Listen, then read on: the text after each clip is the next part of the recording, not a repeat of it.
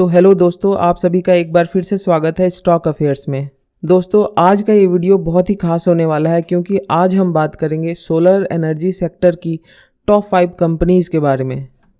इस सेक्टर के बारे में मैंने पहले वीडियो बनाया है जिसमें मैंने आपको काफ़ी क्लियरली ये बताया है कि इंडिया की फ्यूचर क्या प्लान है सोलर एनर्जी सेक्टर से रिलेटेड। इंडिया कहाँ पे है अभी, कौन कौन से प्लान चल रहे हैं, कौन कौन से प्लान अचीव हो चुके हैं, वर्ल्ड में इंडिया का क्या रैंकिंग है इस सेक्टर में, वर्ल्ड इंडिया को कैसे देख रहा है। ये सभी बातें मैंने बहुत अच्छे से अपने प्रीवियस वीडियो में बताया है। तो इसी थीम को कंटिन्यू करते हुए आज का ये वीडियो है top 5 solar energy sector companies. तो इस सेक्टर में जो टॉप 5 कंपनीज़ है, ये पांचों कंपनी फंडामेंटली बहुत अच्छी है और इसमें जो सबसे पहला कंपनी है वो है अदानी ग्रीन एनर्जी लिमिटेड।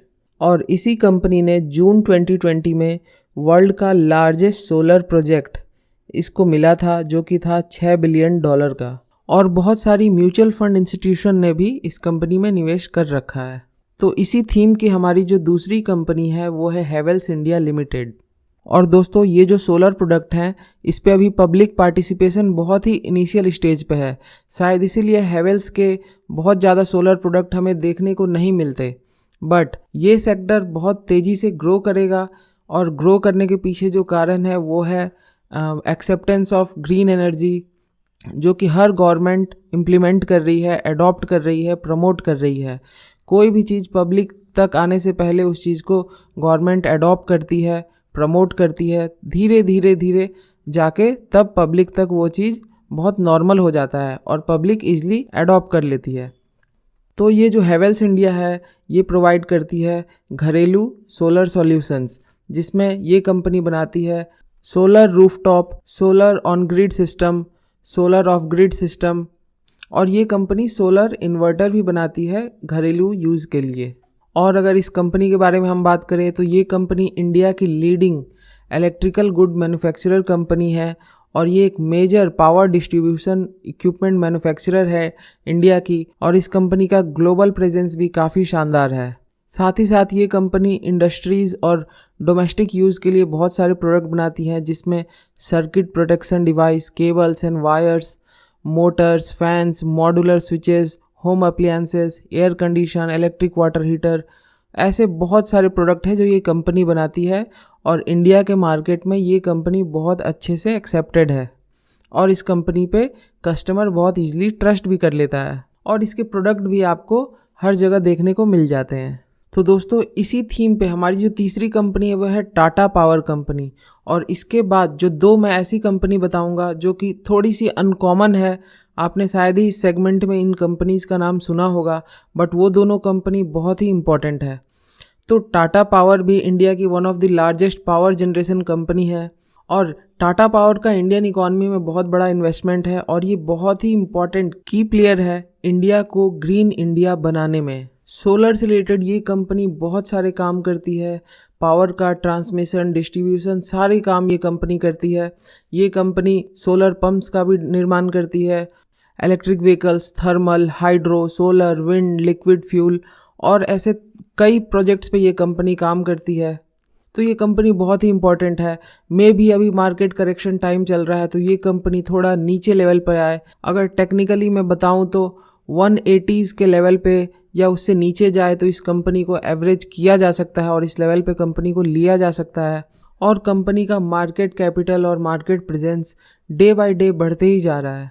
तो दोस्तों, इस थीम में आगे बढ़ते हुए हमारी जो चौथी कंपनी है वो है KEC इंटरनेशनल लिमिटेड। ये कंपनी भी एक की प्लेयर है सोलर स्पेस में।